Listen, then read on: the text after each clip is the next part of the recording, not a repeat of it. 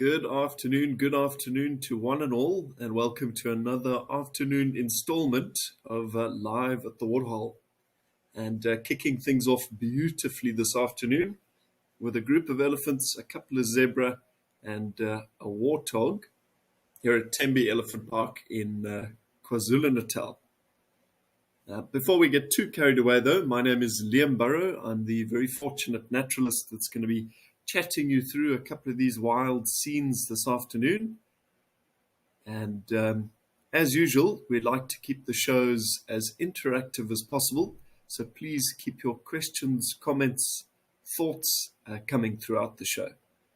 We are standing by, waiting to hear from you. It's looking like a nice day here in Tembe. Certainly across much of South Africa's east and northeastern regions. It's been a pretty temperate couple of days. We've received kind of a last-minute bounty of rain, at least in the Lowveld, as much as 100 mils between the 1st and the 5th of April. So pretty marvelous. It's been a bit of a disappointing year rainfall-wise. So every drop counts at this stage. Thankfully, the situation here at Tembe looks pretty fantastic. It is lush, emerald green, lots of water all over the show. What a way to start the afternoon.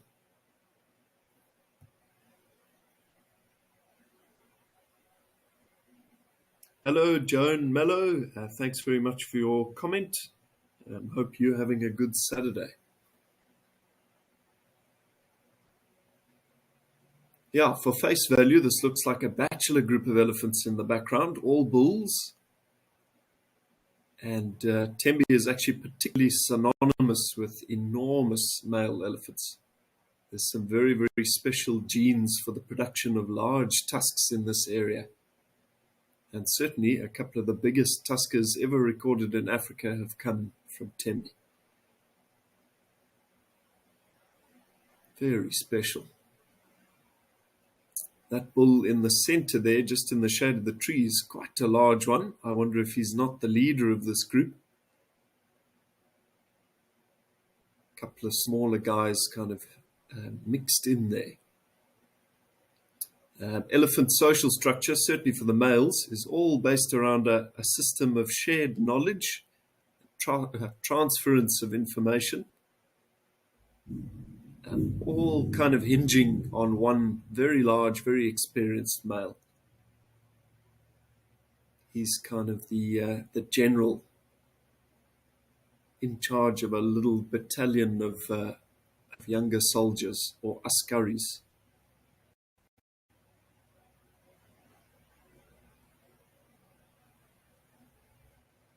Now that funny-looking green stuff that you can see floating on the water there is not a wonderful thing. That's actually an alien invasive species of water cabbage from South America. It's not toxic, so the elephants will eat it, but it can be very, very bad for these water systems. Candace has asked, is the elephant social structure the most complex? Candace, I'm not 100% sure if it is the most complex, but it's certainly up there. I would say up there with the more intelligent cetaceans, things like whales, dolphins, and certainly the great primates, things like bonobos, chimpanzees, gorillas. Very, very complicated, intricate. Certainly these animals have high intelligence and very, very high emotional intelligence. And that goes for those great apes, the whales, dolphins, porpoises, and of course these lovely ellies. They are amazing. Alrighty, well, speaking of weather and such things, time now to have a look at what's in store meteorologically.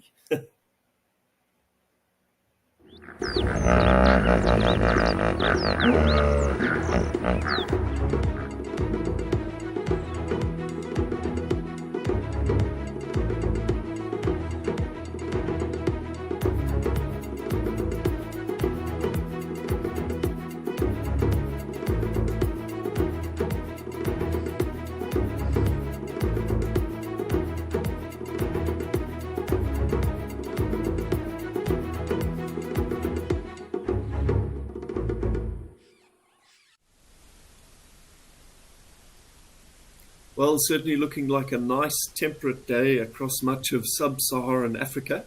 We've left Tembe now. We are currently at the Vulture restaurant here at Victoria Falls Safari Lodge up in Zimbabwe. What a pleasure. And it is just buzzing with activity today. Looks like a good of white-backed. Those are the larger species there, white-backed vultures. And then the slightly smaller guys with kind of more brownish backs and wings are hooded vultures. There's also a very large marabou stork, 2 or 3 of them, strutting around kind of at the back there. And those storks, same as the vultures, are strict carrion eaters.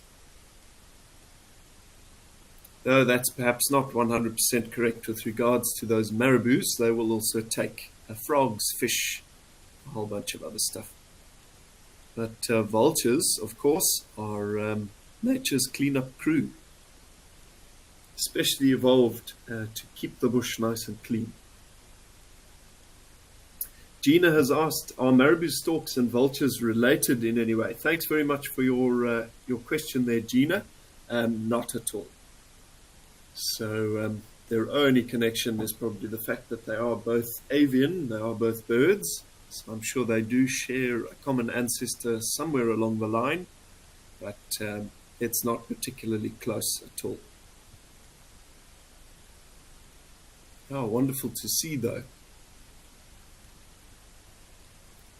So I mentioned that this is a vulture restaurant, so it's a spot where food is artificially provided for these birds by the people that kind of run the conservation in this area. Now, you might be thinking it's kind of unethical to be providing food for wild animals, and in many other cases it certainly would be. But vultures in Africa have a pretty bleak state of affairs, to be perfectly honest. They really suffer outside of the protected areas from poisoning, from conflict with people. They collide with power lines. They just have a really tough time with things. So these initiatives to put out a bit of food, and that is safe food, food free from poison, are really, really essential to the well-being of these vulture populations. They absolutely do need a boost.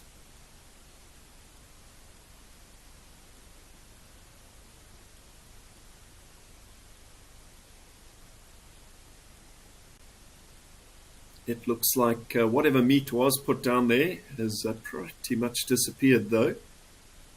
You can see quite a bit of conflict there, lots of squabbling.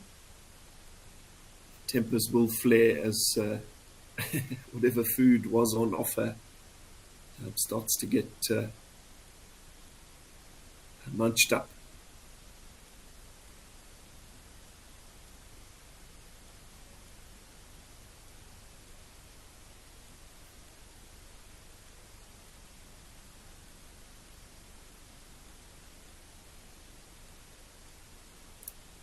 They're often maligned, though. I think people don't look at vultures through very kind eyes. They're often seen as very dirty and quite nasty things, but they are an absolutely essential element to the function of the natural world. Joan has asked, how long have they been feeding the vultures? Joan, I'm not quite sure, but this Victoria Falls Safari Lodge is one of the original lodges up in this area. So I would reckon this has probably been going for years and years and years, but I don't have the exact details. Yeah, it's a pretty special part of the world if you've ever been up towards Victoria Falls in northern Zimbabwe. I myself am actually originally Zimbabwean. I was born and raised there. So yeah, this is a very cool place to visit. Fiona, hello. Your son William, 7 years old, asks, will we see baby elephants? William and Fiona, I certainly hope so. One thing is sure in Africa, water certainly does attract elephants. And the beauty of this Live at the Waterholes show is that we have the ability to jump between probably 10 or 12 different feeds, different camera locations across some of Africa's most phenomenal parks. So we certainly have a very good chance. But stay tuned. Let's see if we have any luck.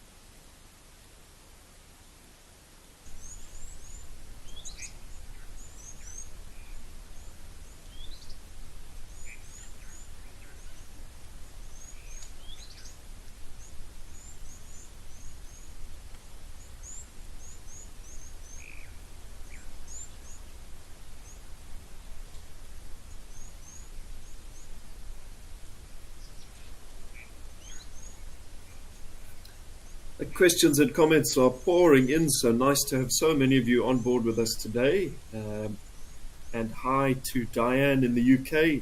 Nice to hear from you as well, Diane. I hope all is well on your end. I haven't been doing as much flying as I would have liked to recently. I've been very, very busy with commercial pilot exams, but thank goodness the end is in sight. I think I'll have the 9th one finished in about a month. So hopefully, some African aviation ventures kicking off there. Very much looking forward to it. I'm not an indoor animal at all, so it's been quite an adjustment. Spas Ikonov asking, do I know about the ancestors of vultures? Spas, to be perfectly honest with you, I'm not actually 100% sure.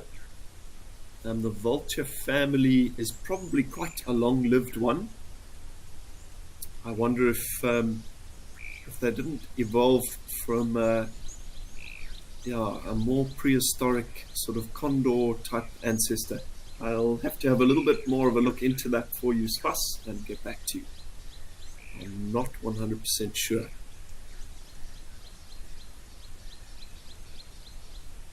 Yeah, thanks for some very educated questions already. And that's the beauty of dealing with wildlife and kind of finding wonder in nature. I've been a naturalist for about 12 years now, so pretty much all of my adult life, but I still find myself kind of pushed to learn new things all the time. And the beauty is that as science evolves, we're discovering new things all the time. Who knows what we will learn in the next 50 or 60 years. Yeah, I'm certainly looking forward to lots more clarifications to some long-held questions.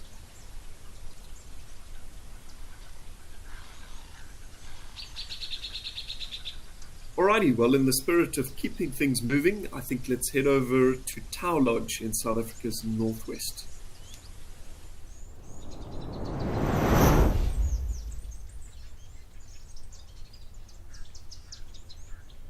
Superb.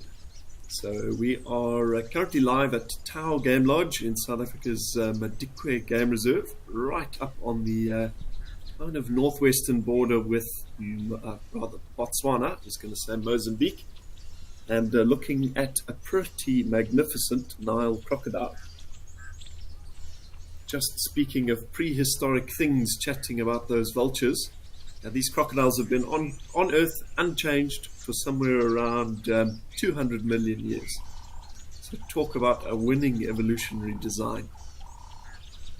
They are survivors that actually outlived the dinosaurs.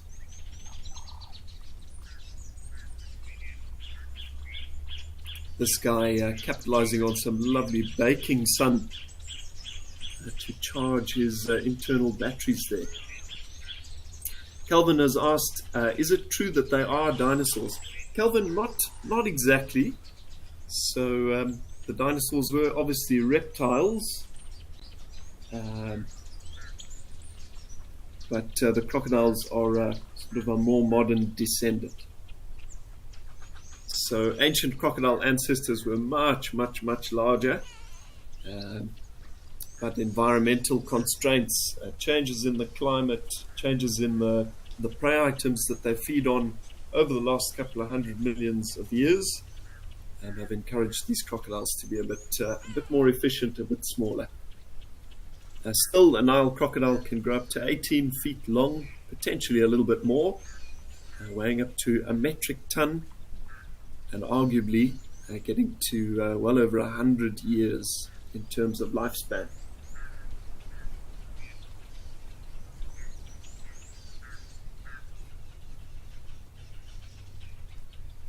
Yeah, that's another animal that I think is held in quite a negative regard. People don't look at a crocodile very favorably, but I urge you to look a bit deeper. Look beyond that scaly skin and those sharp teeth, and there's a lot more to be seen there. And they are one of very few reptiles that will actually defend their nest. So the female, in the summer months, when there's lots of rain and the temperatures are nice and high, they will leave the water after having mated. She'll dig about 2 foot into a nice sandy bank and deposit somewhere between 10 and about 80 hard-shelled eggs into that soil. And then, she covers the nest up and she will wait nearby for the entire incubation period, 60 to 90 days. After which those eggs hatch, the little youngsters let out a little contact call, begging for help, and mom will emerge from the water, dig up that nest, and actually carry those tiny neonates, those tiny hatchlings, down to the water and in her powerful jaws. Now, keeping in mind those jaws can break the bones in a buffalo, but they can obviously also be tender enough to carry tiny, fragile babies down to the water.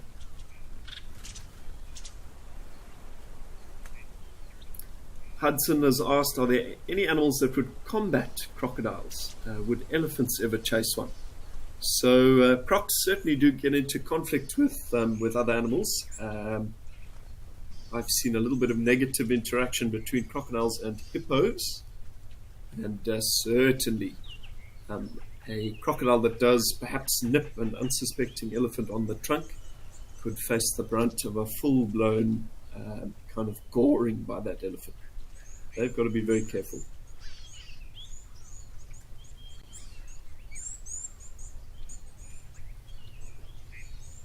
So Fuller has asked a similar type question regarding to conflict in the water.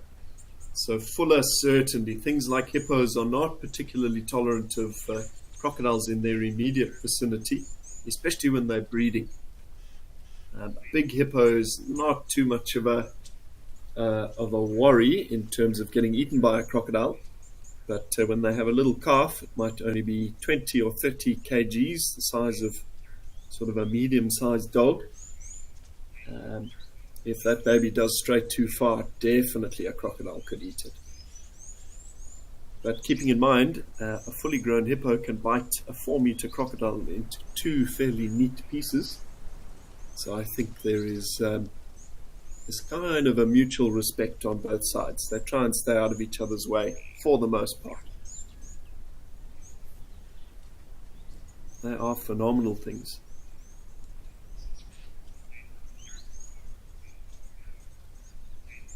I actually watched the most terrifying video of a group of canoeists. I think that's the right term for a collective noun of canoes,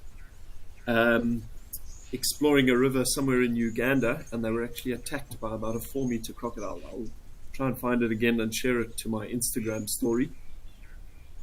So they can be pretty frightening things. Certainly I've always been a bit nervous spending time on and around the water here in Africa.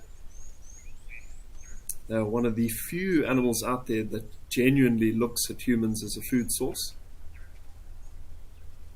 Such is not true for the lion, the leopard, but crocodile spots a human being, walking along a riverbank, and its brain tells it that is definitely on the menu. Yeah, thankfully none of those canoe explorers got munched, but it certainly came close.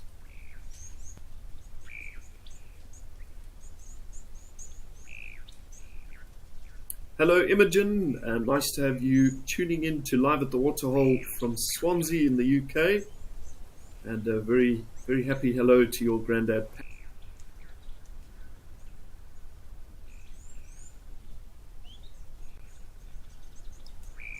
Sunny day in the UK yourselves as well today.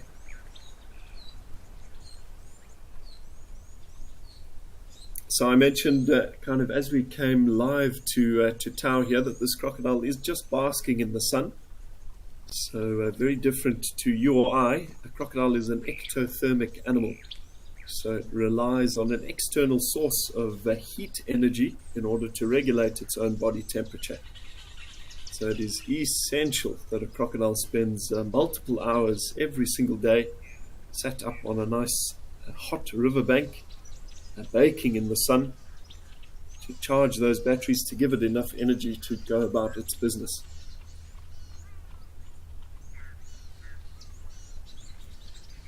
This guy just taking it easy.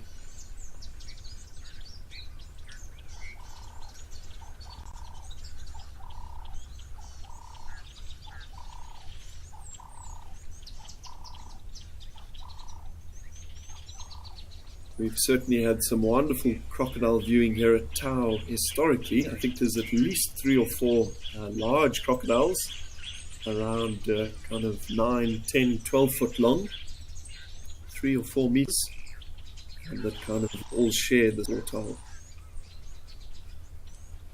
But yeah, we quite regularly see them fishing and interacting here at Live at the Waterhole. It's not a species we get to spend a lot of time with under many other circumstances, so always a pleasure to check them out here.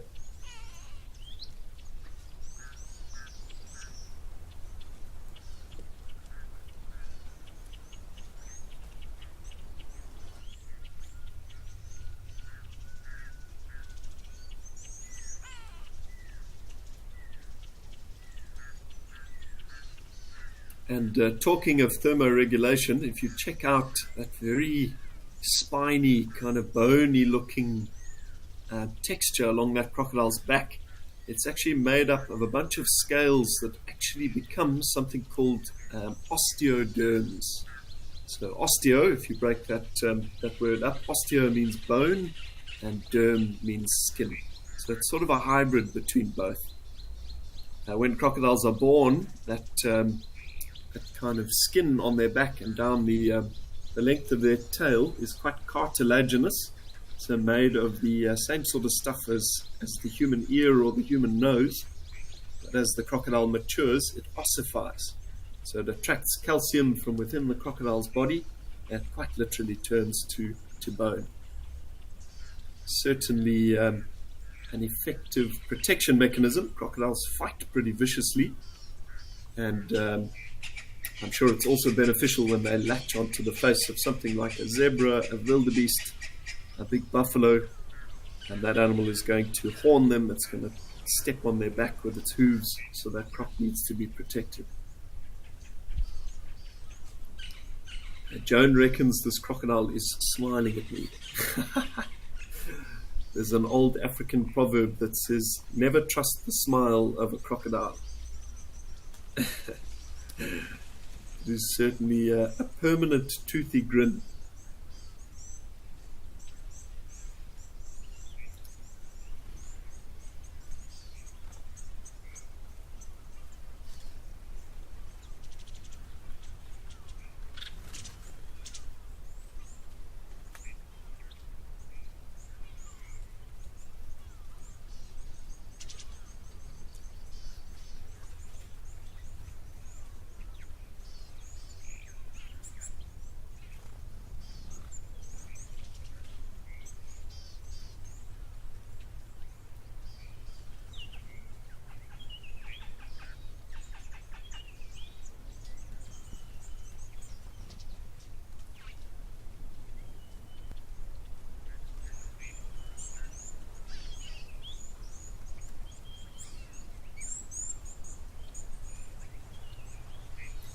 Diane, I'm not 100% sure if any of these crocodiles have nested at Tau.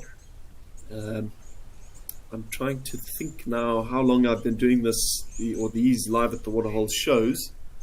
I think the clearest sign of crocodile nesting would obviously be the arrival of little juvenile crocodiles.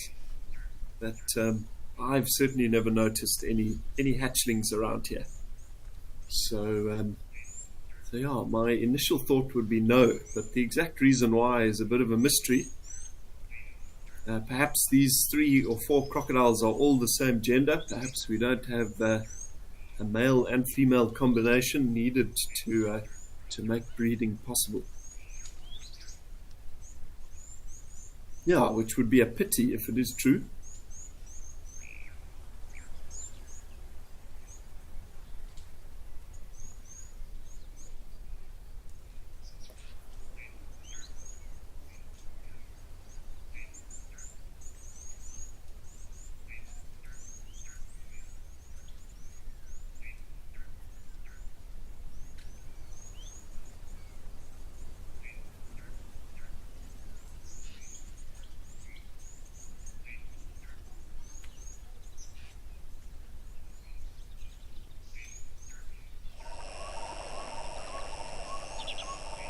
Superb. And Jordan, who's directing us, doing a very good job of taking us to the subject material we're actually talking about today. So we've headed up to Olifants West Game Reserve, just outside the town of Hoedspruit in South Africa's Limpopo province. And we are looking at 3 very sleepy looking hippopotamuses. Wonderful. I'm always very happy to come and visit this or these Olifants West cameras, and we've got a bunch of them, Cat Eye and Rosie's Pan, to name a few. I actually spent about 3 years in the very early stages of my journey as a guide, as a naturalist, actually leading safaris in this exact area. So it'll always be a game reserve that is very special to me. And as the reserve's name suggests, this is the Olifants River, a wonderful year-round flowing source of water and life to this section of the Greater Kruger.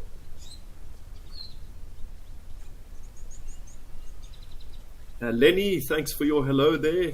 Nice to hear from you, and nice to have you on board as well. Everybody is very chatty today. It's nice to be getting so many comments and questions and hellos coming through.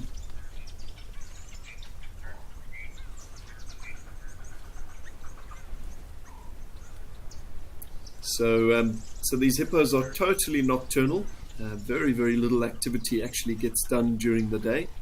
These guys are just trying to stay cool, trying to stay hydrated, stay out of the sun wherever possible. As soon as the sun sets around 5:30, 6:30 this evening, somewhere there, these guys will begin to leave the safety of the river and head up into the woodlands and grasslands to the north and to the south to graze.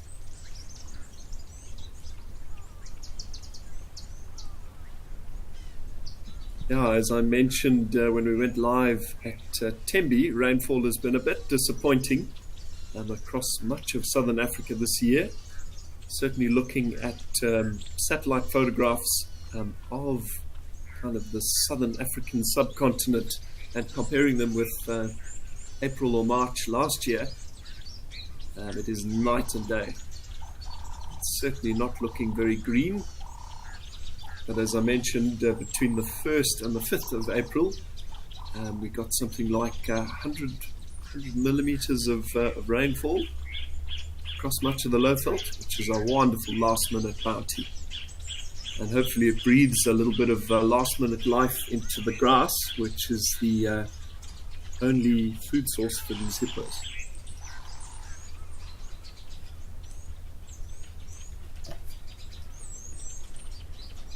And they will walk vast distances in the kind of the harshest part of the dry season, perhaps as much as 25 to 40 kilometers. in a single evening to collect enough food. Yeah, you wouldn't believe it looking at their big bodies and their tiny short legs.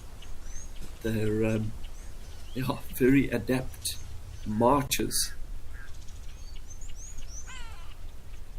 and pretty formidable in a sprint, if I may say.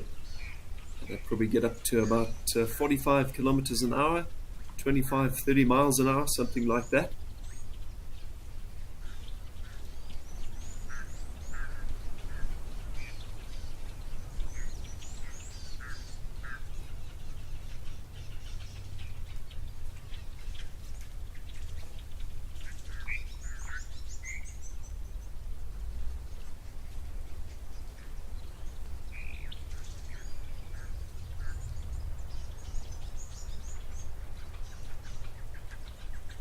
And now you'd be forgiven for thinking their nearest relatives in the wild would be things like rhinos or perhaps pigs, warthogs, something like that. But in actual fact, their closest collections lie in the ocean.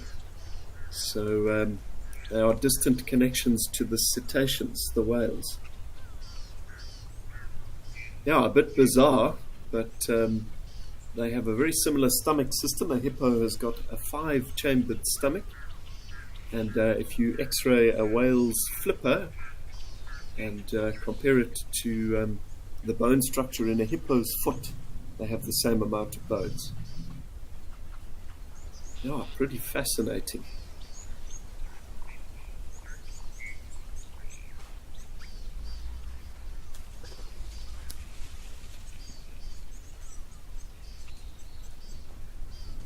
Now, once for sure, though, they can be enormously dangerous, and they're probably responsible for killing between 1,500 and 2,500 African people each year. They're pretty staggering from something that doesn't eat meat.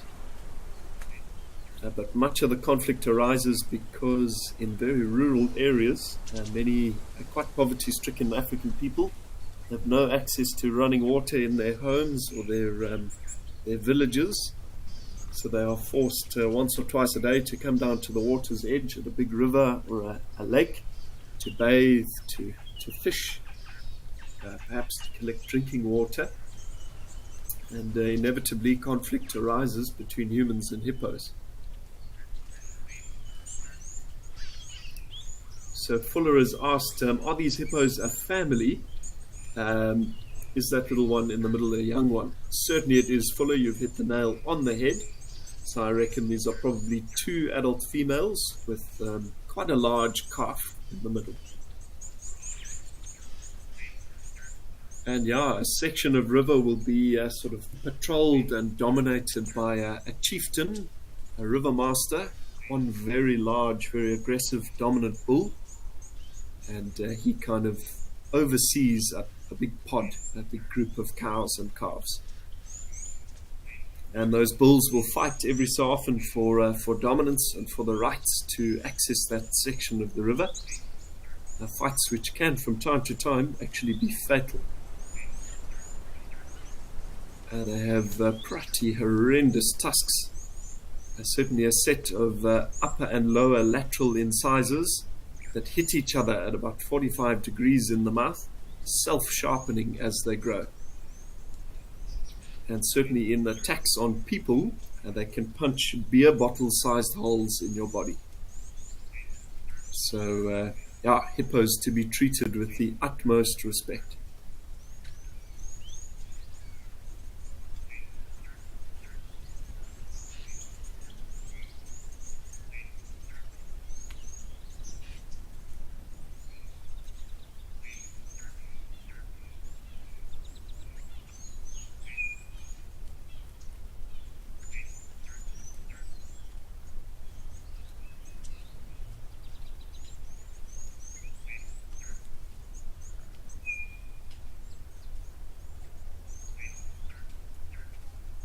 Alrighty, well, once again, I think in the interest of keeping things moving, let's head back over to Tembe on South Africa's east coast.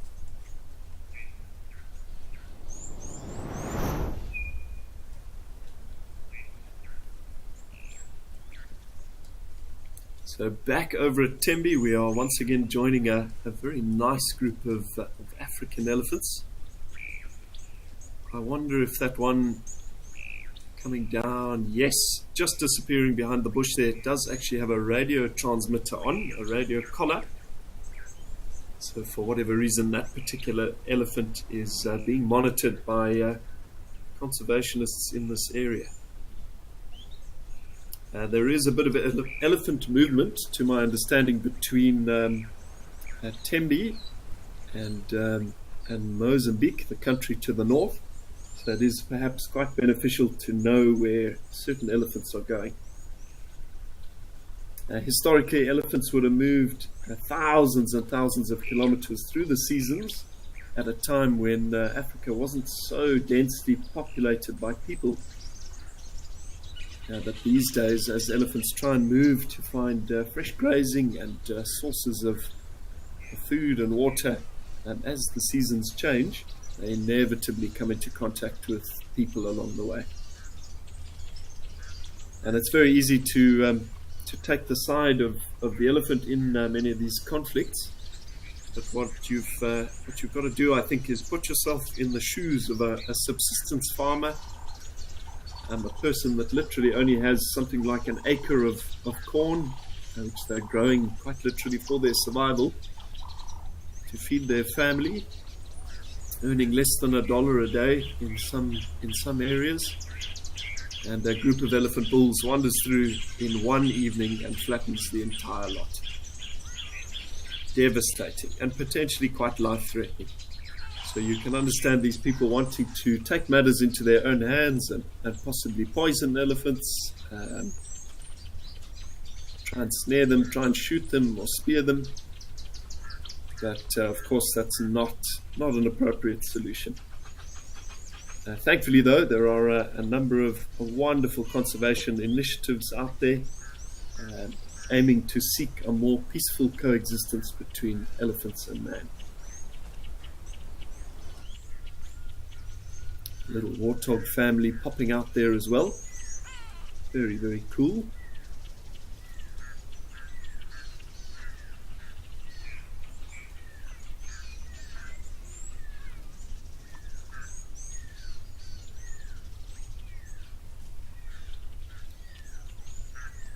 And the questions and comments just keep pouring in. Thanks very much for the how's it there, Martijn. Wonderful to have you along as well, man. And from Patrick as well. Patrick, you've asked, is it true that elephants have a good memory? Patrick, without doubt. Most of you will have heard the saying, an elephant never forgets. And certainly the elephant has one of the most well-developed memories in the natural world. It's reckoned that they only need to walk along a certain game path as a calf, led by an adult once, to have that information locked in for their entire life. It's amazing to think that elephant knowledge, and there goes the one with the collar that we were just talking about, amazing to think that elephant knowledge has been passed down from generation to generation. Something like a shared culture, which is pretty spectacular. And it's many of those secrets, those little tidbits of elephant information that will mean the difference between sort of success or failure, ultimately survival, out in these environments. Yeah, I thought this might be a cow, but it is actually just a sort of a mid-sized bull. Welmer has asked, will this elephant chase the warthogs? He might do, Welmer, but usually when food and water is sort of freely available everywhere, they seem to interact quite nicely with all of their neighbors.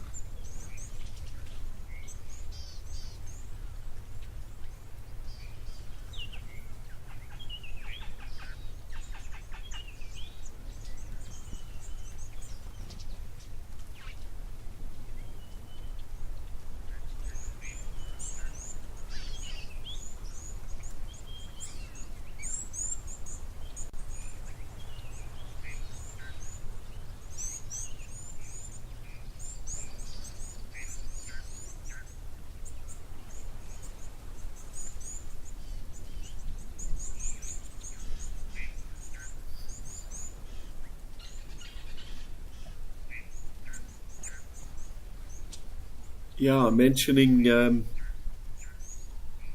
just a sort of minute or two ago that there are a number of conservation outfits out there seeking to kind of balance more of a sustainable coexistence between humans and elephants.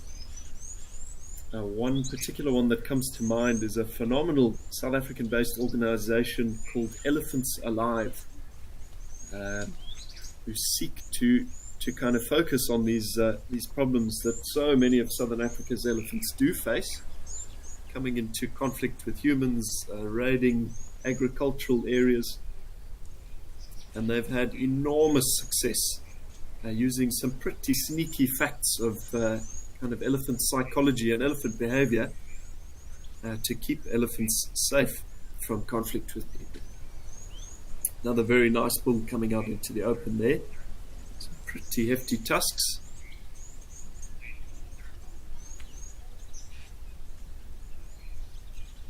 Stopping to have a bit of a listen.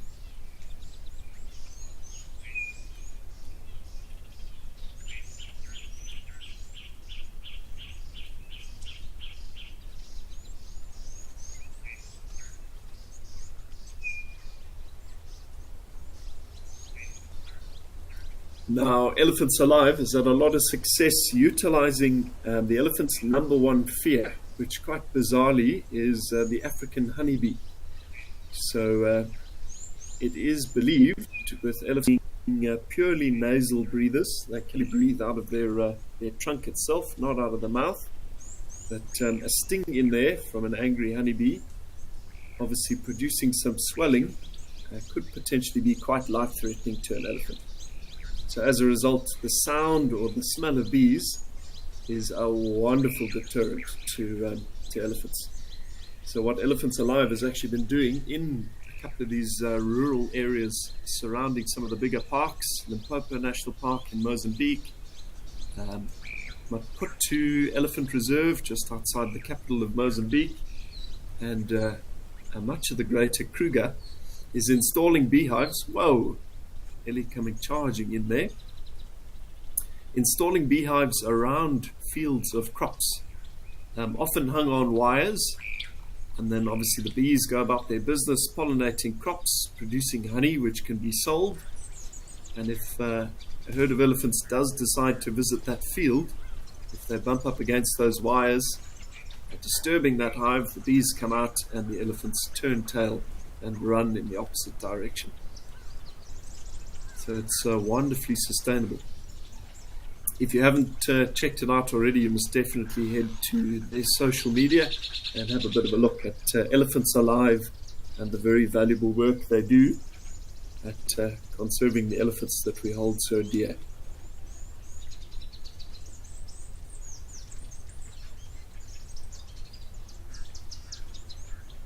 We are quite blessed here in South and Southern Africa. We don't seem to be having too many problems in terms of elephants being shot for their ivory, but go up to places like East Africa, Kenya, Tanzania, where the situation is a stark contrast.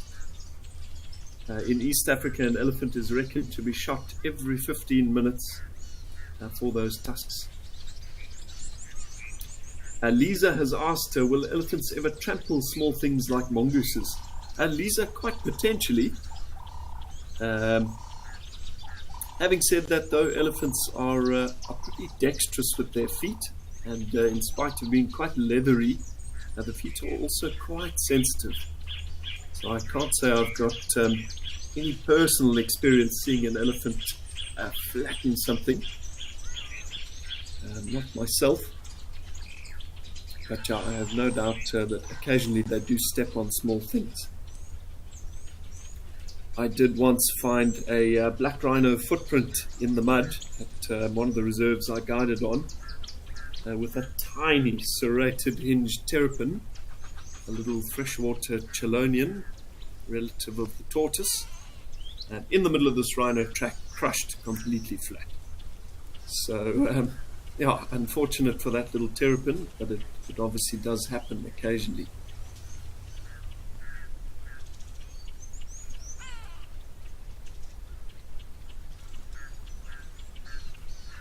Yeah, this is quite a large elephant bull. No mystery as to the gender of this particular individual.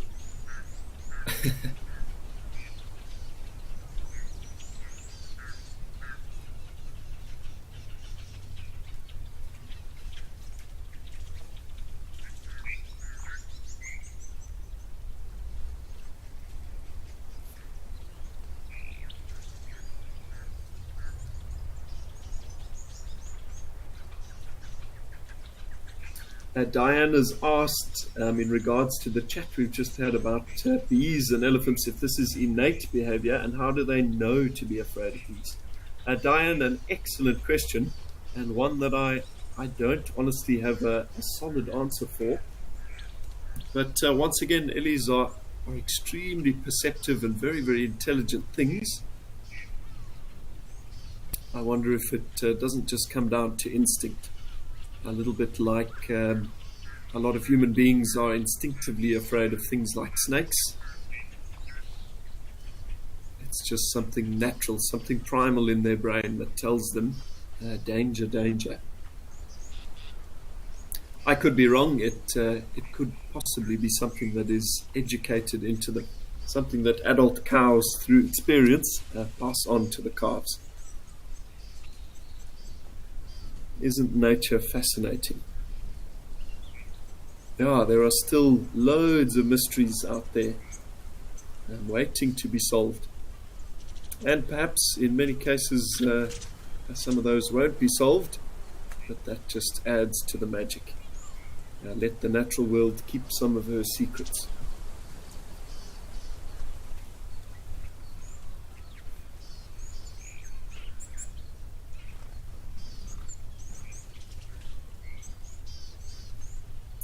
Fuller has asked, was that elephant bull in must? Is that the reason for showing us his manhood as he walked past? Fuller, he didn't present any very strong must signals. The gland between his ear and his eye wasn't streaming, if I was paying enough attention there, and I didn't see him dribbling urine. So both of those characteristics would usually give us a good idea that a male is in must. But honestly, extending the genitalia like that is quite possibly a very effective way of thermoregulating as well. So keeping in mind some of the thinnest skin on the elephant is on that organ. So obviously exposing that to the open air is a pretty effective way of radiating heat.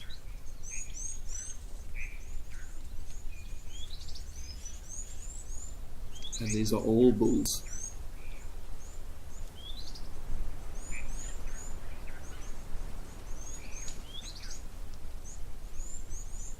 Something breathtaking about seeing elephants in situ, in their natural environment. I hope for all of you out there that haven't had the privilege of experiencing it in person, that at least once in your life you do get the chance to see wild elephants in Africa. It is like nothing else.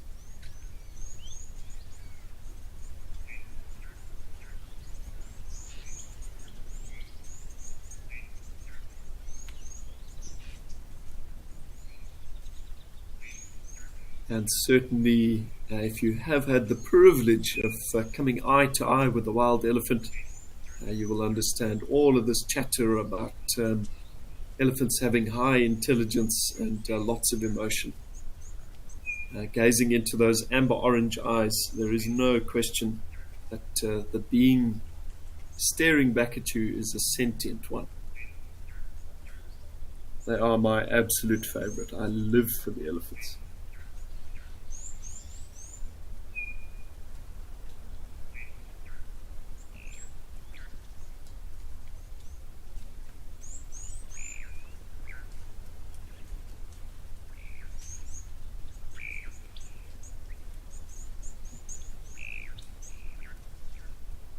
And as the custodians of these wonderful wild places, we have a huge responsibility to protect things like the elephant, but not just limited to those big glamorous species, and we've got a responsibility to conserve these entire areas as a whole, so that everything that lives under that natural umbrella has the chance to go on, as it has been doing for hundreds of thousands of years.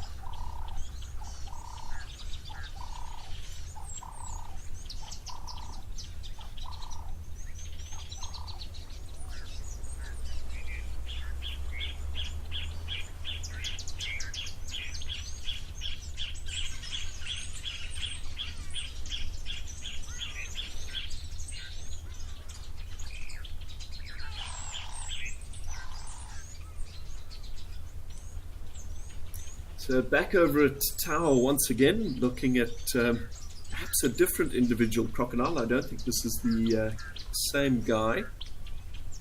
Looking lovely and yellow as his internal temperature has risen.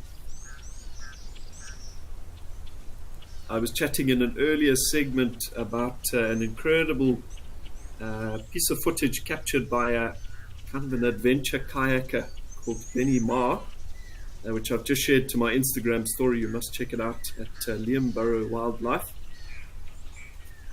Yeah, pretty frightening encounter of a crocodile trying to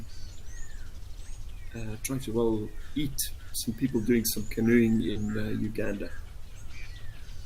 Jimmy has said he loves how they lay with their mouths agape.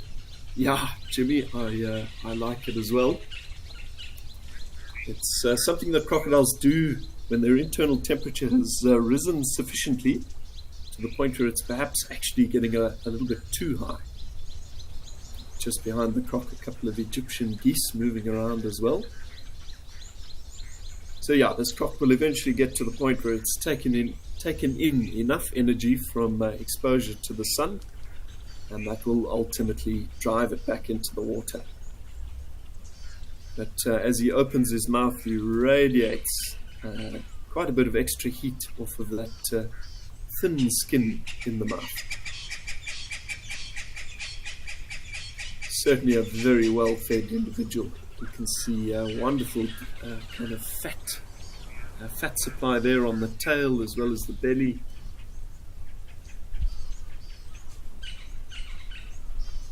Certainly a very awesome close-up there. So thanks to Jordan, the director, I think, who's driving the camera. It might be one of our zoomies. That's certainly... Oh, Limbury. Okay, so it's not Jordan.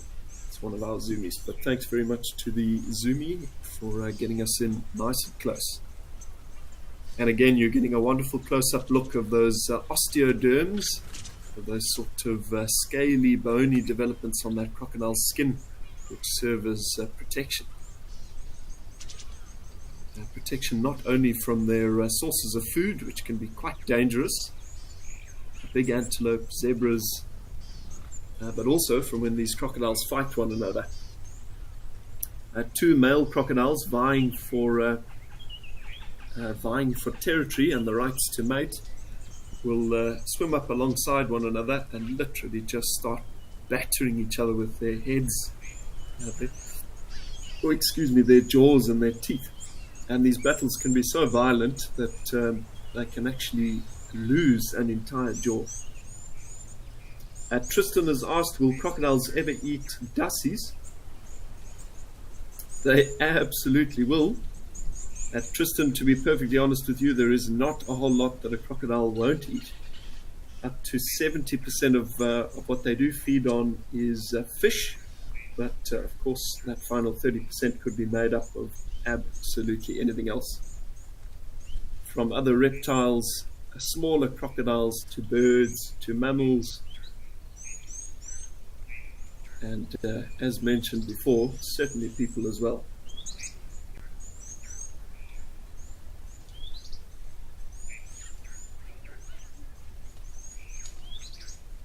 And the comments are pouring in. Thanks, Spas. Interesting strategy for cooling and warming reptiles have, especially crocodiles, Liam. Certainly, Spas, you've hit the nail on the head. Sure, check it out. Amazing how when those jaws close, those teeth interlock so nicely. They've evolved almost like the teeth in gears to kind of mesh together. A crocodile has got one of the most formidable bite forces of any animal out there. Quite amazingly, all of the muscle that has evolved on those jaws facilitates the clamp down. So they've got something like 1,000 pound per square inch crushing force. But the muscle there that facilitates the opening of the jaws is tiny and underdeveloped. So when conservationists capture a crocodile to move it out of these areas, one of the most important things they obviously need to do is secure those jaws, close them. A single piece of duct tape is often enough to keep those jaws closed. Pretty bizarre. Julia has asked, why won't it eat those Egyptian geese? Julia, he certainly might. I think a lot of the time, though, the geese are pretty alert. They know what the crocodile is, and to keep their distance a bit. I think the angle of the camera there was perhaps a bit deceptive. It made it look like the geese were right next to the crocodile. But they will try and stay out of the way, because he will happily eat one of them.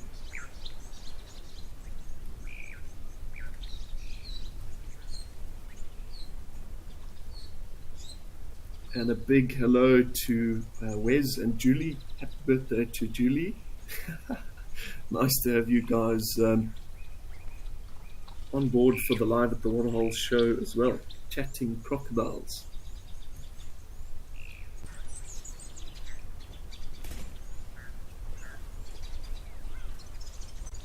Yeah, that is a pretty frightening thing.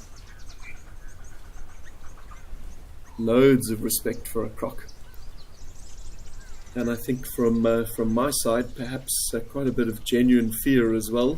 I can think of literally nothing worse than being in deep, dirty water with a large Nile crocodile. Yeah, frightening stuff. But again, it's not all doom and gloom. They are really special apex predators that deserve their credit.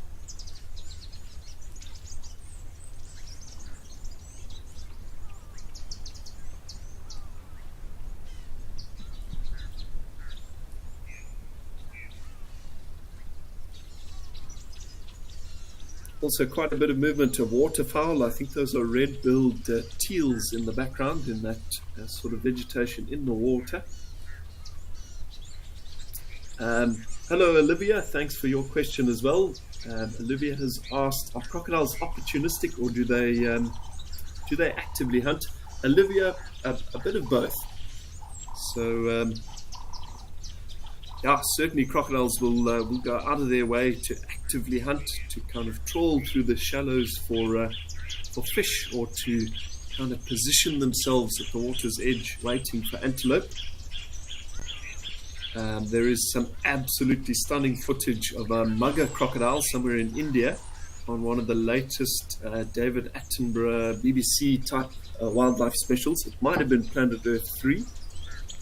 Of this mugger crocodile actively camouflaging itself, so swimming underneath kind of pads of floating vegetation and scooping up branches and things on its back in an effort to kind of improve its cryptic camouflage, and then positioning itself with all of that floating stuff on its back right next to the water's edge, and waiting for an antelope, or something, in that case a deer, to come within striking distance.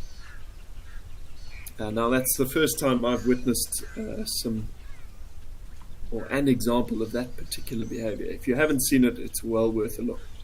I think it was Planet Earth 3, as I say. Hello, Gio. Thanks very much for the kind comment. Yeah, what a pleasure it is to be chatting to you. As I say, I haven't had much of an opportunity to do much Wild Earth stuff, much of these Live at the Waterhole programs over the last 8 or 10 months or so.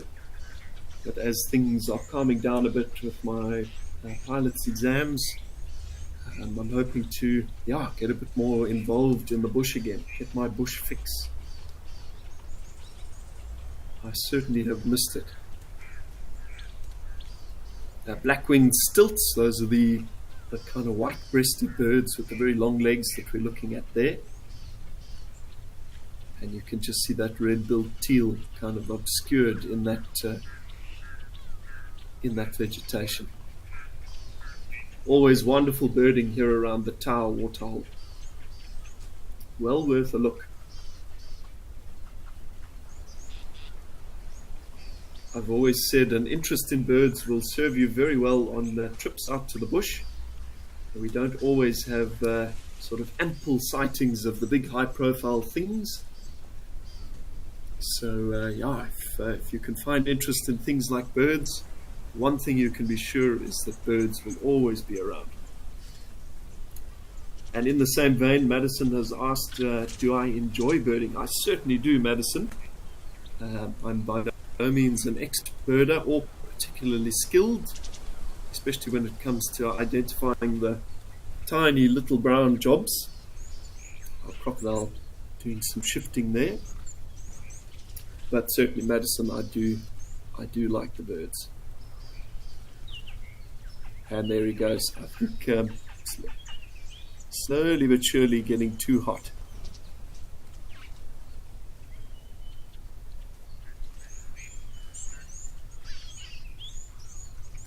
Oh, there's his friend slinking in just to the right. Yeah, so there were two.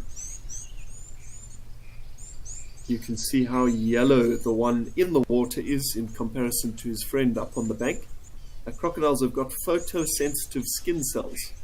So what that basically means is a colder crocodile is darker. And that's very effective because darker shades are vastly more effective at absorbing heat from the sun. As the temperature starts to rise, it gets to the top of the spectrum, and that crocodile gets lighter. Its skin changes and quite literally starts to reflect the excess heat. And again, once it gets a little bit too much, they gape, and if it gets way too unmanageable, they end up moving back into the water.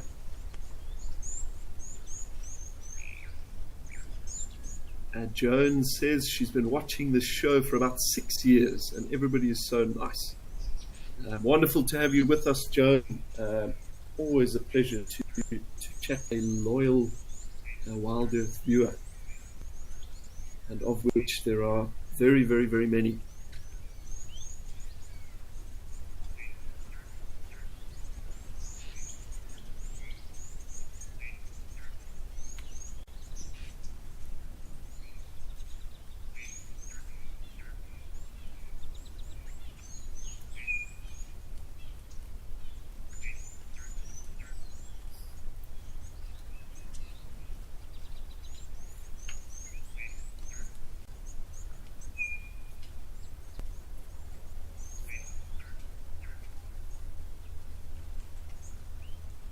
I mentioned in an earlier segment that somewhere between 1,500 and 2,500 African people are killed by hippos in Africa each year. And now that number is perhaps even rivaled, if not exceeded, by the Nile crocodile. But quite staggeringly, and I guess somewhat understandably, the statistics on crocodile predation on humans are notoriously inaccurate. The difference between the two being that when a human is unfortunately killed by a hippo, the hippo leaves behind the body because, of course, they They don't eat meat under any normal circumstances, but when a crocodile takes a person, often no trace is left. And in very rural areas with a lot of African tribes being quite superstitious, and many times the disappearance of a person by the water's edge is blamed on a water god, some sort of spirit. Yeah, quite frightening. But certainly if you do ever find yourself around the water in Africa, maybe you're a fisherman, something like that, take extreme caution. Keeping in mind a 1-ton, 18-foot Nile crocodile can hide in as little as 45 centimeters, a foot and a half of dirty water, where it could sit for up to an hour and a half, not even breathing, waiting for you to come within range.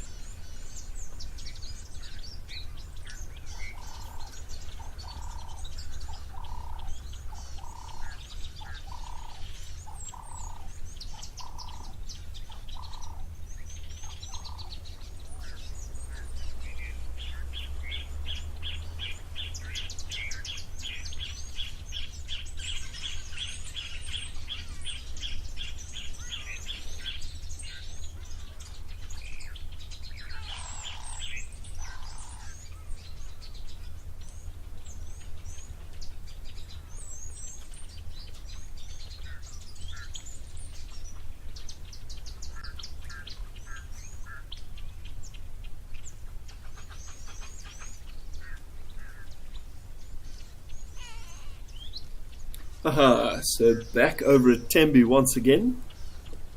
Again, Tembe Elephant Park is in KwaZulu-Natal, South Africa's sort of east coast area, right up on the southern boundary with Mozambique to the north.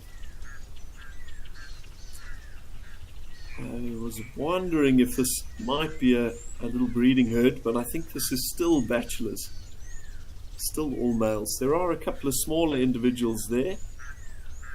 But again, keeping in mind many African elephant bulls join these bachelor groups when they are quite young, possibly as young as 14 or 15 years of age.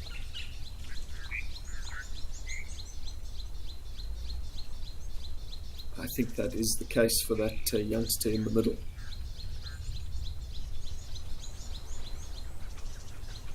Yeah, even for those of us that spend lots of time with elephants. Whoa, that guy doing some chasing in the back there.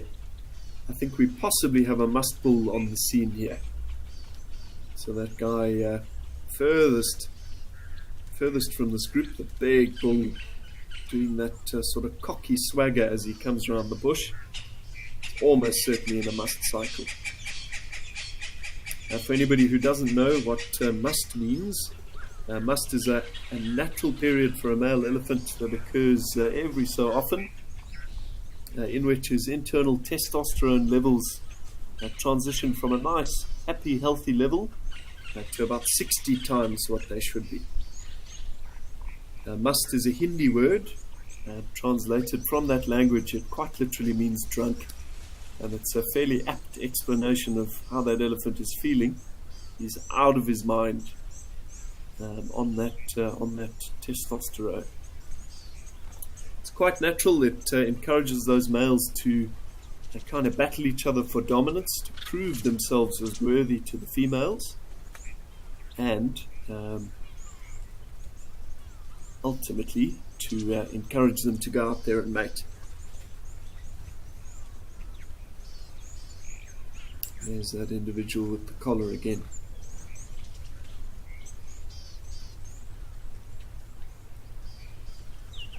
Still hanging on to hope that we might get a sighting of an elephant calf at one of our feeds. A young viewer at the start of the show expressed interest in hopefully seeing, so we will see. That young one taking the opportunity to pick on something smaller than him for a change.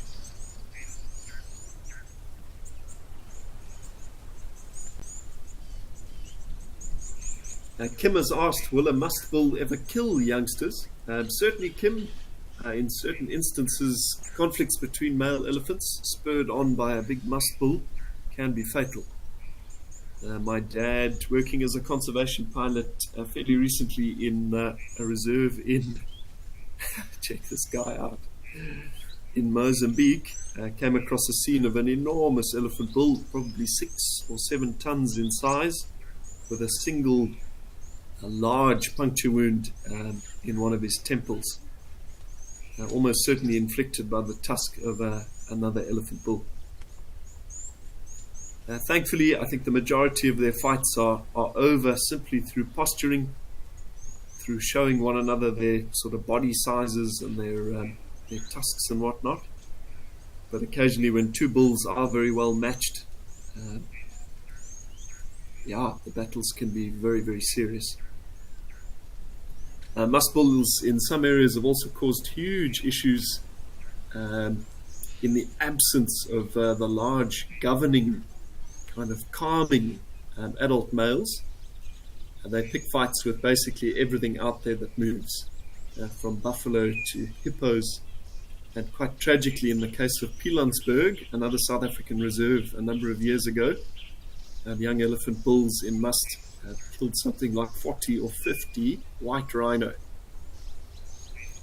simply out of that must-fueled frustration. Incredibly, though, the problem was solved once again by using a little lesser-known sort of piece of information about elephants' social structure, and that is once again that adult males are very essential to the male social structure. So Pilanesberg approached the Kruger National Park. I said to them, please, can we have a couple of big bulls to solve this problem? Kruger went out, captured 4 or 5 enormous mammoth, sort of 40-year, 6-7 ton plus sized individuals, introduced them to Pilanesberg, and the problem stopped immediately.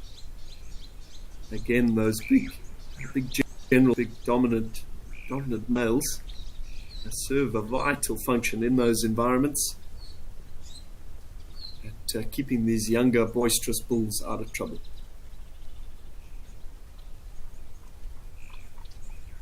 Amazing.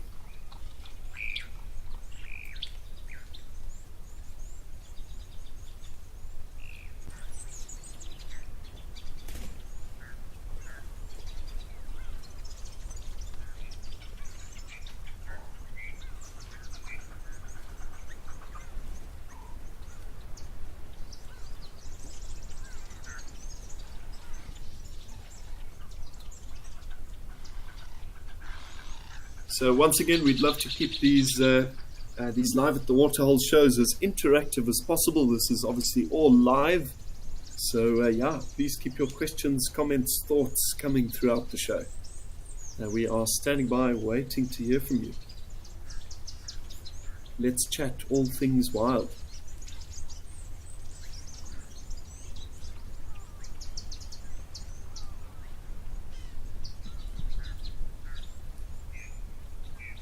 Once again, you can see that elephant way in the back, in the top right corner there, with something white on his neck. It is a radio collar. So this guy at some stage would have been tranquilized, probably from a helicopter, put to sleep for a couple of minutes, while a team of conservationists attached that collar, which is to some degree solar powered. And that'll give conservationists in the area the ability to track this movements with either GPS technology or a telemetry set using radio waves.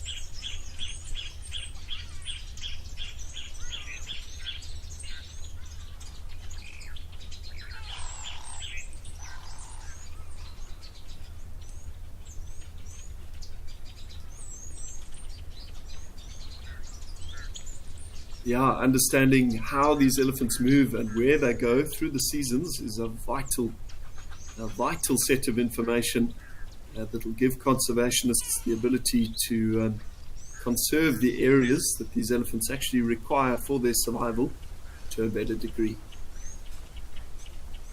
They're obviously big, powerful animals, and in many cases, fences don't stop them. So elephants will will leave reserves, often getting into very big trouble when they do. So if we can understand where they are moving and the corridors that they are using, often it gives us a better ability to warn people along the way, to put in sort of protective mechanisms, and to keep our precious ellies safe. Very nice group of plain zebra getting chased off by another collared individual. So there's two with collars here.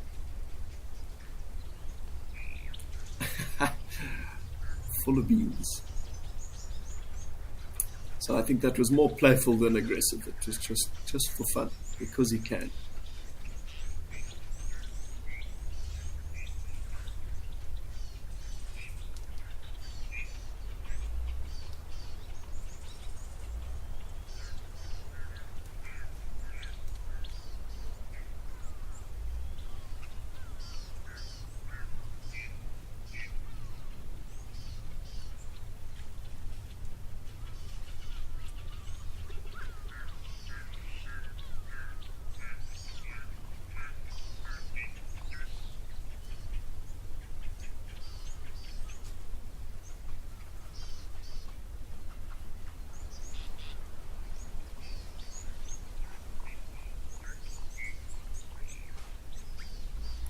So this elephant looking like it's taking a bit of a drink from the freshwater source here at this Tembe pan.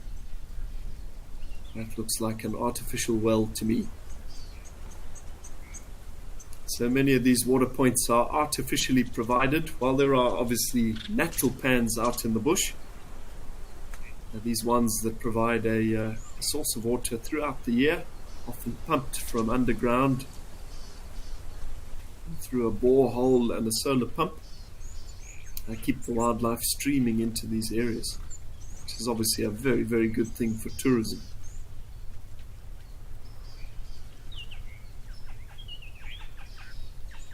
And ellies, notoriously fussy drinkers. They only like to take the cleanest of water.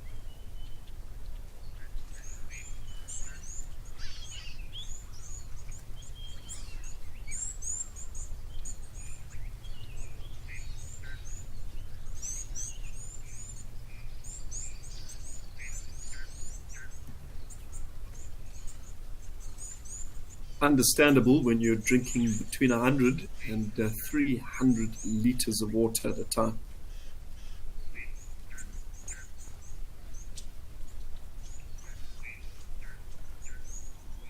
Yeah, as mentioned in an earlier segment, the water here is lovely. It looks nice and clean, but unfortunately that green stuff floating on the surface is not a particularly good thing at all.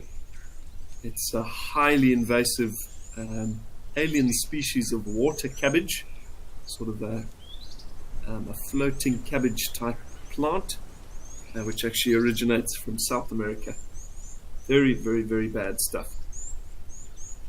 Yeah, it is edible, so the ellies will eat some of it, but it reproduces at such a vast rate, it can form this almost impenetrable mat, which covers the entire water surface, blocking out all the sunlight, which is essential, and ultimately even drawing all of the oxygen out, making the water quite stagnant, quite toxic.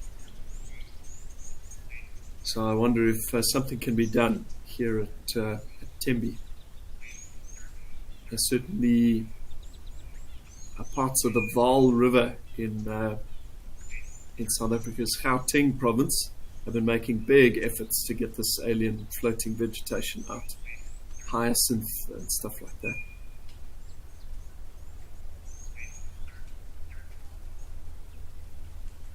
Lorraine has said, very interesting regarding the Pilansberg ellies killing rhinos. I visited there several times and didn't know that.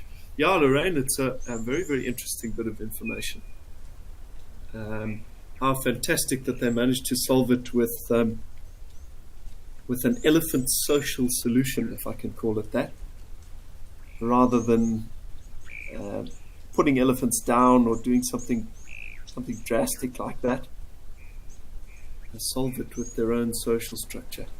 That one at the back having a lovely scratch of his backside on that fallen tree.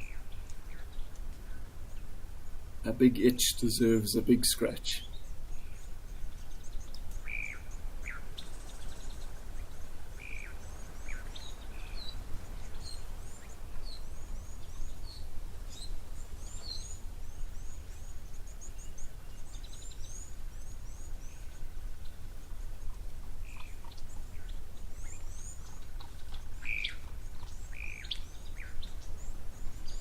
This is an absolutely wonderful time of the year for elephants, which are animals that depend so highly on obviously a source of lovely lush green vegetation and ample water.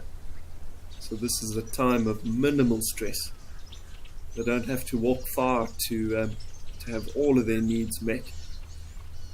And you can feel it viewing elephants on safari at this time of the year. Stress levels are low. Still though, we've got to treat them with a lot of respect. They are enormous, potentially very powerful animals, and pretty emotional as well. Just like people, they have good days and bad days. They catch an elephant on a bad day when it's woken up with a bit of a sore head, a sore tooth, something like that. You could face some pretty serious consequences. Yeah, a tourist was quite tragically killed when an elephant hit a safari vehicle in Zambia only a week or so ago, maybe a bit more. Yeah, very, very sad situation. I don't 100% know what happened there. From the video, it just looks like a very musty bull chasing a game viewer. Quite strangely, the guide stopped the game viewer and this elephant just plowed into it. So yeah, they do have the potential to be quite destructive. And thankfully, incidents like that are extremely rare. And a good guide will keep you safe. That's our job.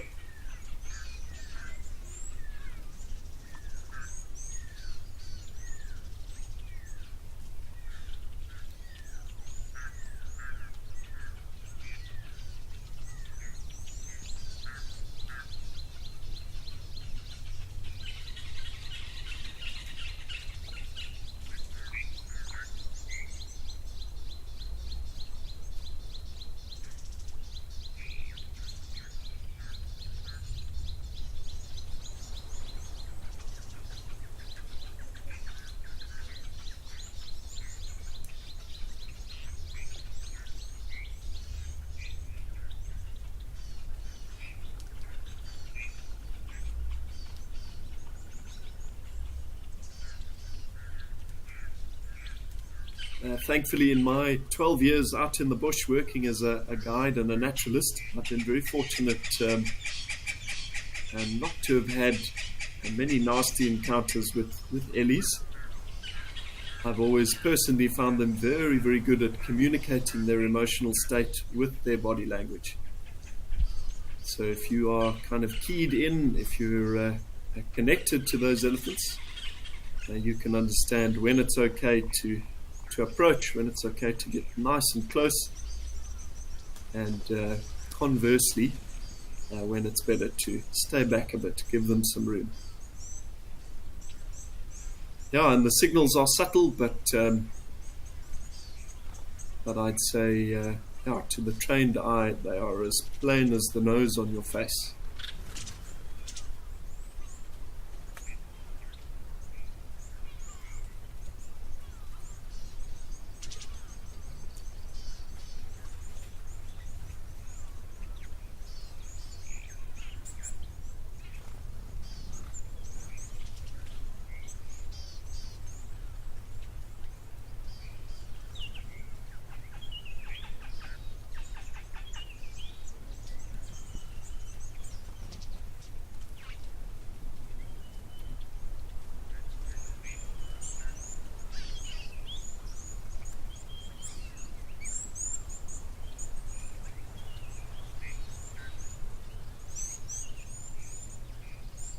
Always a pleasure to spend a bit of time with these marvelous sentient beasts. And I've always said, once you've experienced them out in nature, in situ, where they belong, ranging over thousands of kilometers, as is healthy. You will look at elephants kept in captivity, in particular in zoos, through very, very, very different lenses. An elephant in captivity lives a very hollow existence. And the saddest and most depressed of all are elephants kept on their own. So yeah, while zoos certainly serve a purpose, I won't deny that. I think gone are the days of having elephants in zoo conditions. And we need to put pressure on those institutions, many of which are quite financially driven, to slowly phase out their captive ellies. It's not ethical. If you want to get entertainment from wildlife, it's better to watch it on TV or to pay the money and visit the animals out on safari where they live in the wild.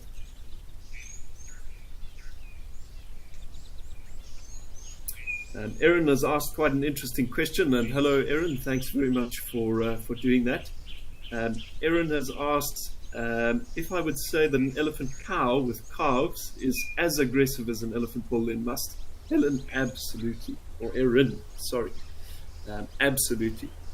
So elephant cows can be as dangerous, if not even more dangerous and confrontational than an elephant bull, especially when it comes to the duty of protecting an elephant calf. They are some of the most phenomenal moms on the planet.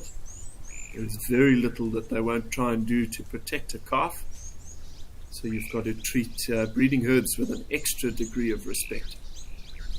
Give them lots of exit routes, never block their path, and certainly never threaten a tiny little calf.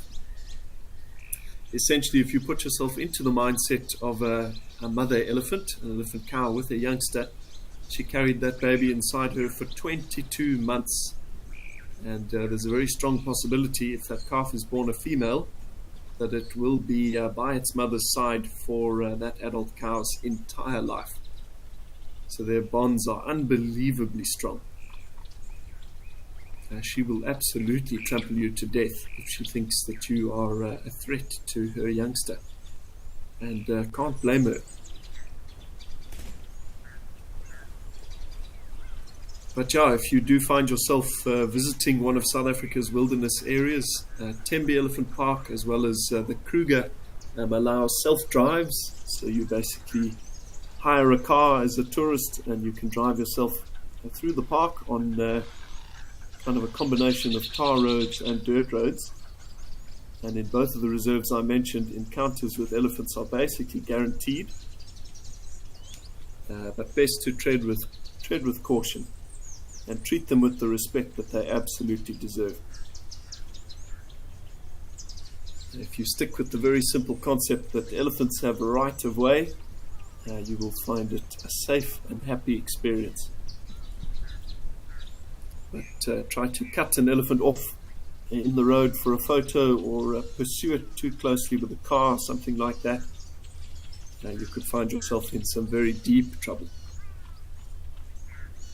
So don't take a chance.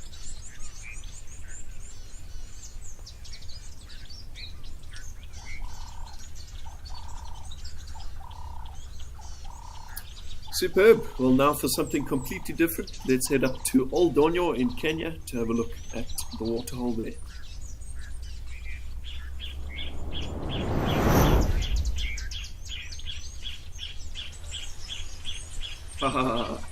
Something completely different, as I said. So up here at Old Donyo, which is a wonderful lodge in southern Kenya, we're looking at an East African ground squirrel. So very similar to the ground squirrels that we find in the arid regions of southern Africa. These East African ground squirrels live a very similar life. So completely terrestrial, they don't climb trees. They live in well-established burrows, often in colonies in the ground. This guy happily munching away at some sort of seed, possibly out of a piece of elephant dung, I'd say. And quite nicely using his flattened tail as a parasol, so something like an umbrella, a sunshade. It'll just help to keep the sun off of his back and his head. He's got to be quite careful. It's only a tiny thing, probably about the size of a European grey squirrel. So very, very vulnerable to attacks, in particular from things like birds of prey. So he'll keep a sharp eye out. Now they'll also be taken by things like caracal and servals, as well as African wildcats, all of which I believe are found around here at Oldonyo. But more likely for those cats to be active in the darker hours.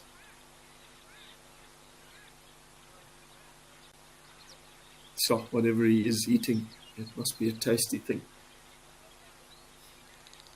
All rodents are quite amazing for the fact that their teeth, those funny buck teeth in the front that they're so famous for, grow constantly throughout their lives. So they have to have the ability to gnaw, to chew at things. If they don't, for instance, if something like a squirrel is kept in captivity and is fed food that is too soft, the teeth overgrow horribly and it affects the health of that animal.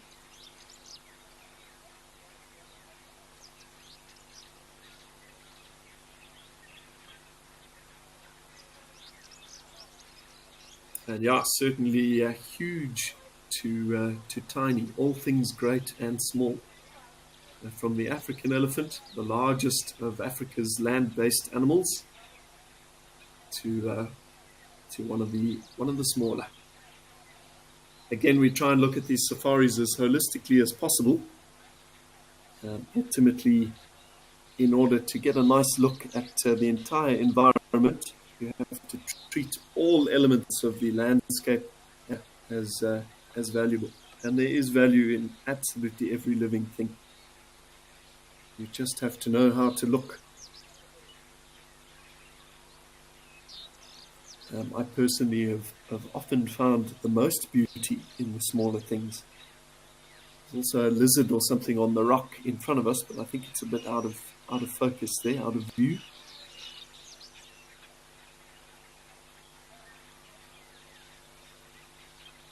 Plenty of butterflies around as well, as is characteristic of this time of the year. Kenya has had fantastic rainfall in the last couple of months after a few very disappointing wet seasons. And Lorraine has said the squirrel should head for safe cover. Certainly Lorraine would probably be quite wise, though he has a pretty well developed set of eyes there. So I think sitting out in the open a bit like a cheetah does, gives him a good chance to spot danger coming at a distance.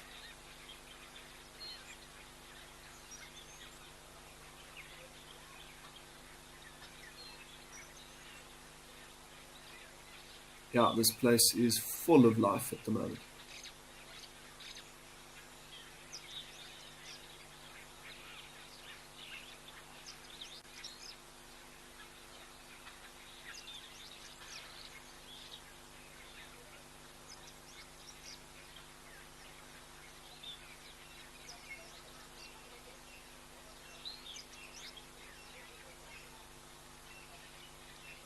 I've spent much of my guiding career in South Africa's Lowveld, guiding in regions like the Greater Kruger, Olifants West, the wonderful Sabi Sands, areas where these ground squirrels don't occur. But kind of just towards the end of lockdown, I visited Tswalu in the Kalahari with a couple of sets of guests for the first time. And that was the first place I ever saw these ground squirrels. They're wonderful things. And in the Kalahari, they often share their burrows, almost like a timeshare type situation with things like the yellow mongoose and Kalahari tent tortoises and even families of meerkats. All of these different species inhabiting the burrow at the same time. a bit like a multicultural apartment complex.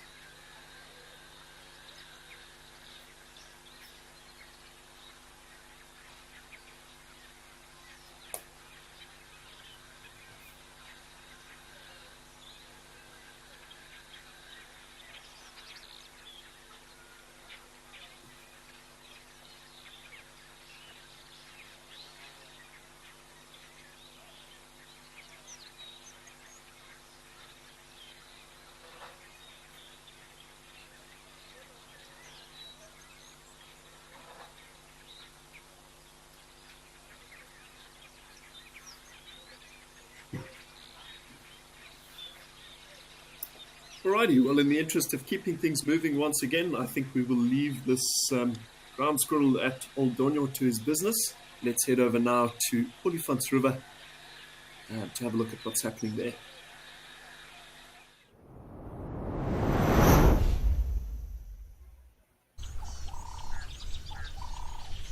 So back up on the northernmost boundary to the spectacular Olifants West Nature Reserve, just outside the town of Hoedspruit. And we've got another wonderful group of elephants just cooling off in the shallows of this river.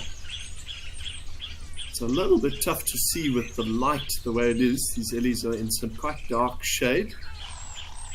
But I reckon this is another bachelor group, a group of bulls.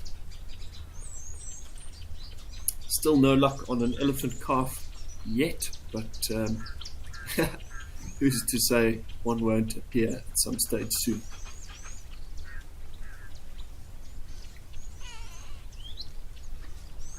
This is such a stunning stretch of river.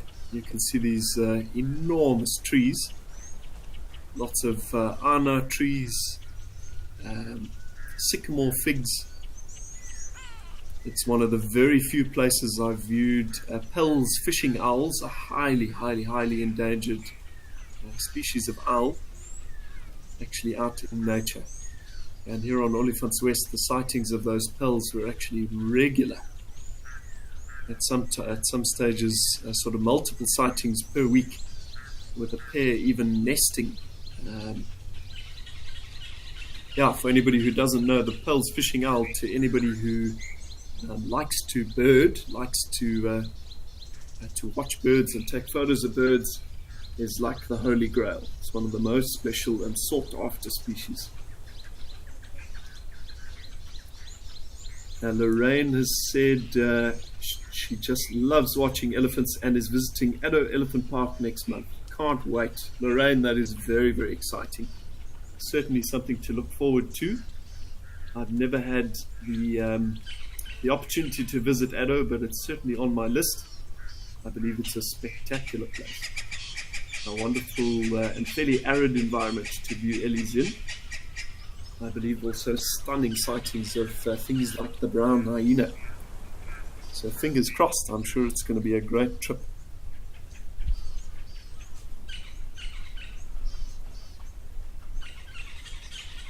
One very tall bull in there.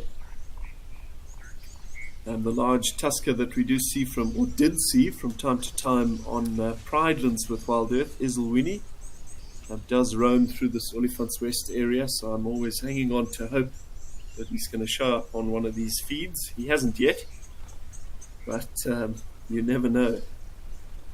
He has been seen in the area in recent weeks, so wouldn't that be a bonus?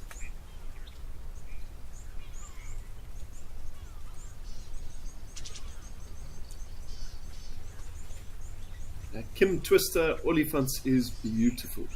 Couldn't agree more. Spectacular area. The area has also, in the last decade or so, been a part of the Black Rhino Range expansion program. So a stunning initiative to try and reintroduce black rhinos into particularly appropriate areas that have the right vegetation, the right conditions for them, and with some wonderful success out here. The rhino, as many of you will know, is in a lot of trouble, perhaps even more trouble than the elephant in much of its range. Long may they both live. Thankfully, there are plenty of very good, very dedicated men and women out there risking their lives, putting it all on the line to keep these incredible animals and wild spaces protected. A very big hats off to all of the rangers out there.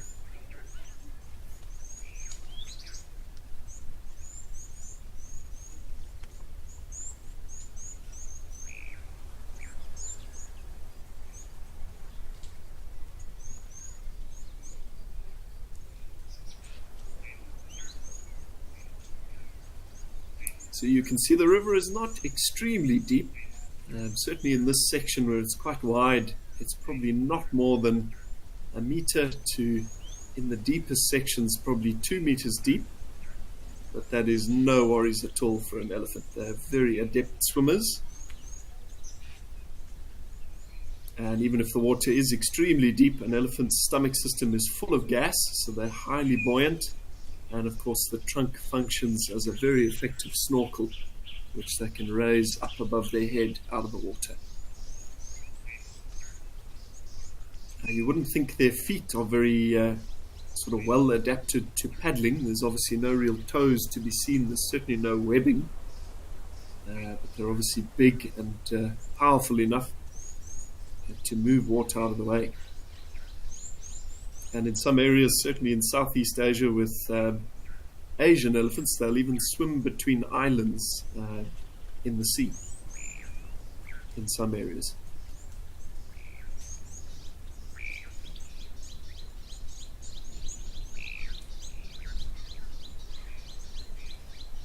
So, quite a beautiful silhouette.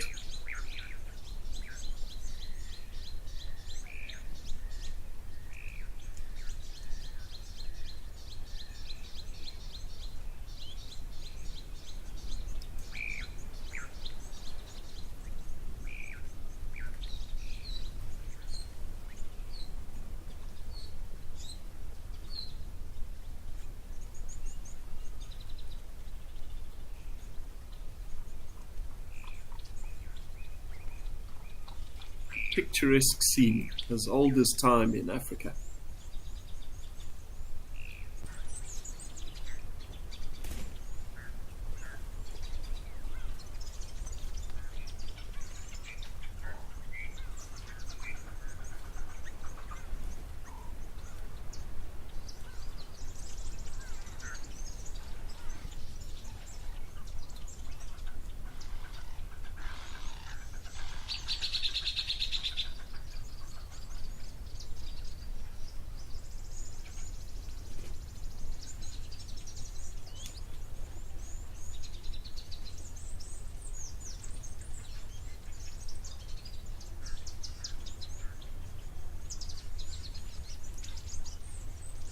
Now we're fast approaching 3 p.m. Here in South Africa's Lowveld region.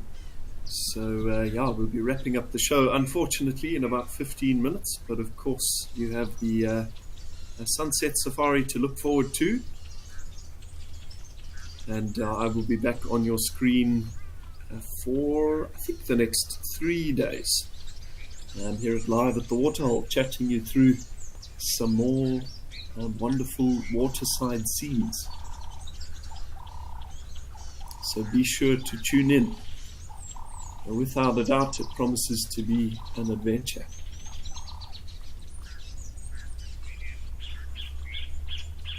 Beautiful stretch up into the canopy of that tree to grab a tasty mouthful of fresh shoots.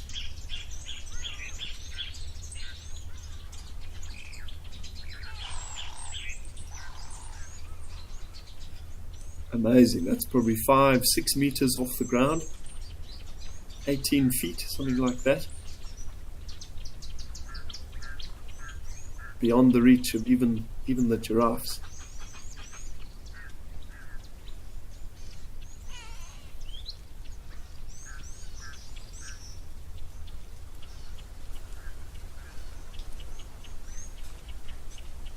And quite amazing, you can almost see a browse line on a lot of these hardwood trees. that sort of flat line underneath the canopy, which shows the sort of height to which elephants can actually reach. In certain areas, certainly places like the Namib Desert, where desert elephants do occur, this behavior of pulling down branches that would otherwise be out of reach and often leaving behind lots of scraps also provides a source of food for many other small species that would otherwise really battle.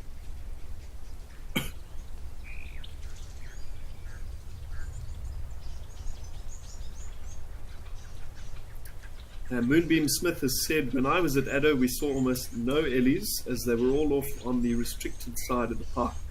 Now that's a bit of a bummer, Moonbeam, but I hope you can get back to Addo at some stage, or perhaps even come up to the Greater Kruger. There's certainly no shortage up this way. Yeah, the bush can be a bit hit and miss. There's obviously no guarantees of sightings on a safari. But certainly picking your location well and coming at the right time of the year, you can kind of maximize the chances of getting good sightings.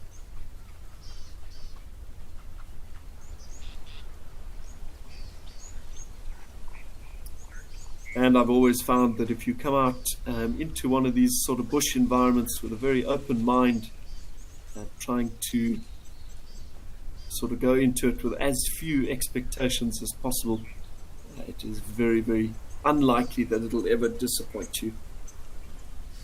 There is so much stuff around to look at.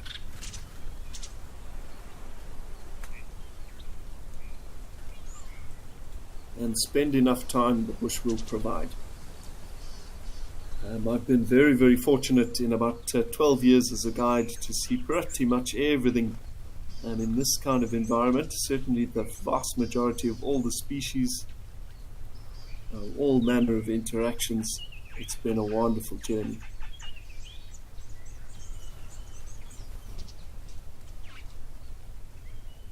Lawandi has asked, how is their vision? Now, Lawandi, a very good question. So at close range, it's probably not too bad. I think they see about as well as a person. But their distance vision is not great. So further than about 100 meters, I think everything is pretty much blurry. Thankfully, their sense of smell and their sense of hearing is a phenomenal compensator. So we've got to be quite careful on walking safaris where you encounter elephants. You're quite safe at sort of 50, 60 meters from them. And they can't see you if you sort of stand fairly still behind a couple of thin bushes. But should the wind shift, they are certainly going to smell you from 150, 200 meters away. And should someone's phone ring or somebody sneeze or scream or do something funny, they will absolutely be aware of you. So it does need to be done quite carefully.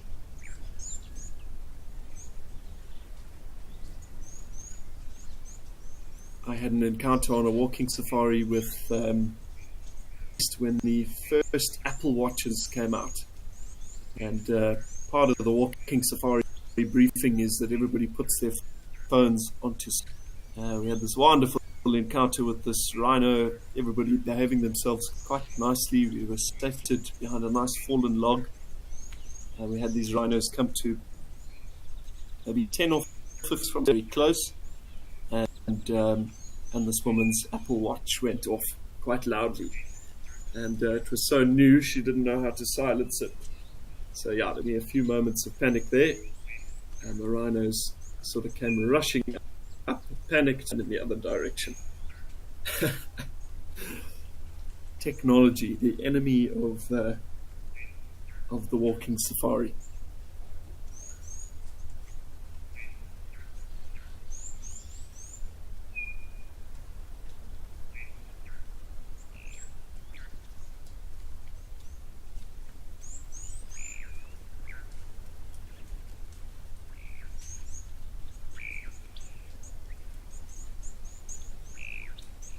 Some very nice stretches.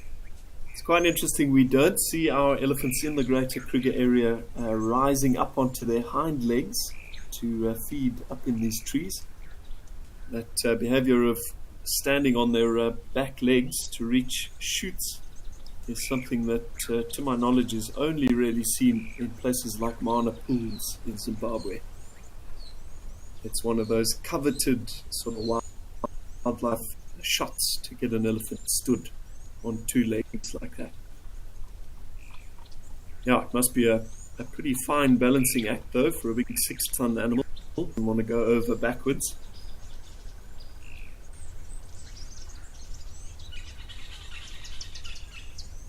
That is an immense bull, big guy, 6 or 7 tons, I'm sure.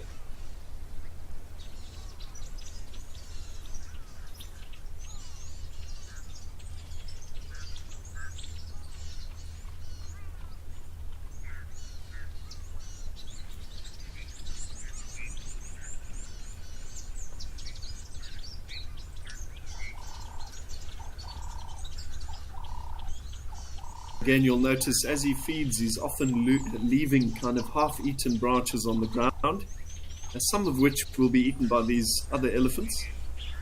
But otherwise, whatever's left over when these ellies do move away will be rapidly snapped up by a bunch of other smaller browsers.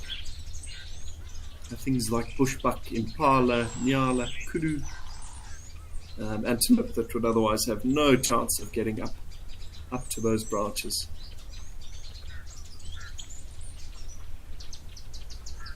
Just a tiny example of the interconnected functioning of this ecosystem. And many animals relying on one another. And when we start to pull out individual threads, individual species, we kind of debilitate the whole fabric of that system. That's why every different species has its value, and we need to.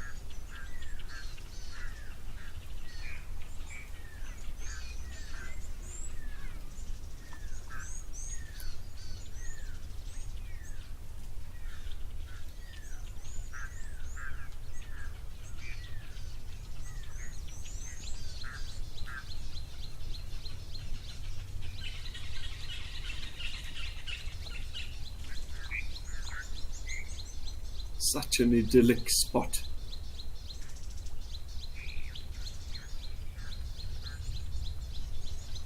Now this Olifants area is a wonderful area to visit on safari. It's quite famous for its lion prides, which specialize in hunting giraffe. And of course things like elephants, big herds of buffalo, very good leopard, wild dog, cheetah. I definitely enjoyed my time there.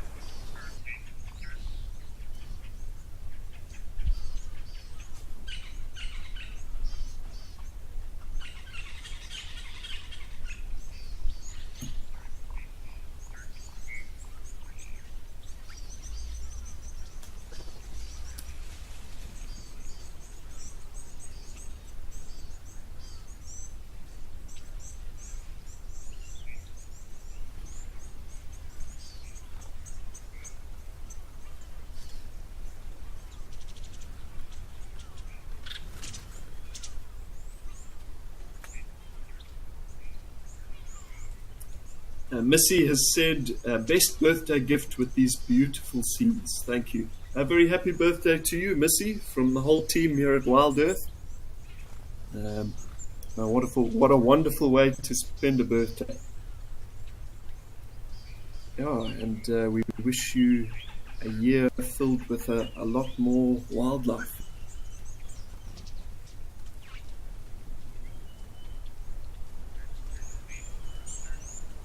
Looks like our ellies are gradually moving up into the bush.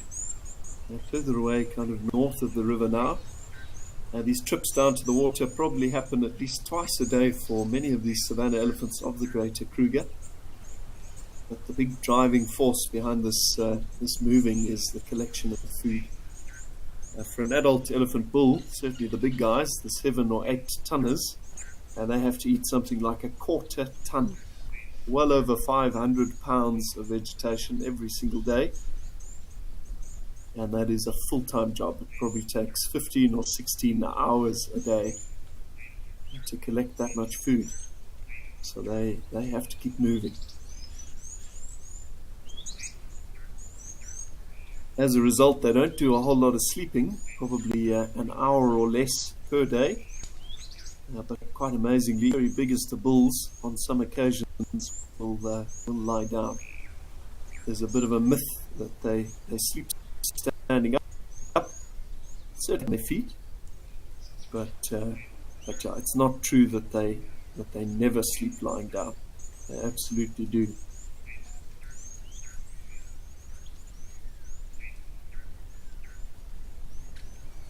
Always a good idea to do a bit of panning around. You never know what else might be out there. These riverbanks often attract the local lion prides.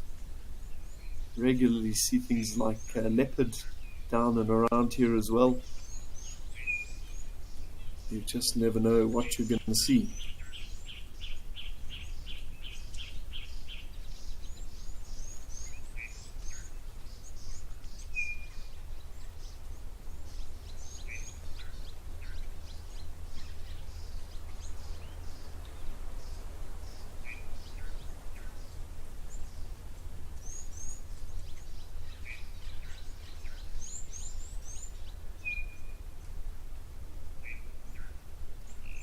Thanks very much for your comment, Casper.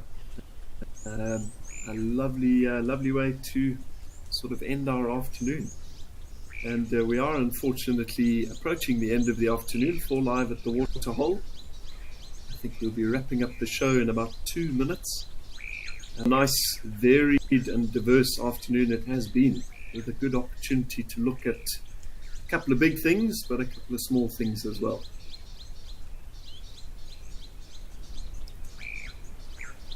And as I said just a few minutes ago, the show will be back once again tomorrow afternoon, same time. Be back to chat you through some more wonderful wildlife content, live and unedited, as it should be. So be sure to hop on again, join the largest safari vehicle in the world, and let's see what we can see. But from myself, Lauro, our directors Tulu and Jordan, as well as the entire extensive Wild Earth team behind the scenes, making everything function, thank you very much. We hope you are out there enjoying your Saturday. Be safe, have a wild one, and hope to have you on again soon. But cheers for now.